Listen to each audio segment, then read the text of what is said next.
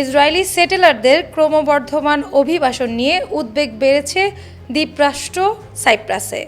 দেশটির কৌশলগত এলাকায় জমিজমা কিনে বসতি স্থাপন করায় সাইপ্রিয়ট নাগরিকদের মধ্যে উৎকণ্ঠা দেখা দিয়েছে। সাইপ্রাসের দ্বিতীয় বৃহত্তম দল আকেলের সাম্প্রতিক এক কংগ্রেসে মহাসচিব স্টেফানো বলেছেন, গুরুত্বপূর্ণ অবকাঠামো এবং সংবেদনশীল এলাকার কাছাকাছি ইসরায়েলিদের জমি কেনা একটি গুরুতর জাতীয় হুমকি। স্টেফানো ইসরায়েলি সেটেলারদের কাছে সম্পত্তি বিক্রির কারণে সাইপ্রাসে ঘেঁটো তৈরি হওয়ার বিষয়েও সতর্ক করেছেন। বসতি স্থাপনের কৌশলের অংশ হিসেবে ইহুদিবাদী স্কুল এবং সিনাখকে সম্প্রসারণ করা হচ্ছে বলে উল্লেখ করেন তিনি।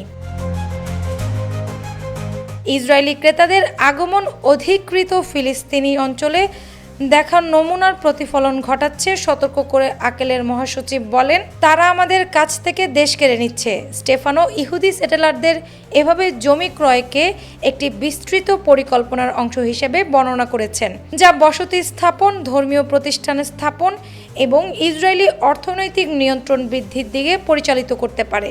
তিনি এই সমস্যা সমাধানের ব্যর্থতার জন্য সাইপ্রিয়ট সরকারের আরও সমালোচনা করেন এবং দেশে বিদেশে রিয়েল এস্টেট লেনদেনের ওপর কঠোর নিয়ন্ত্রণ আরোপের আহ্বান জানান।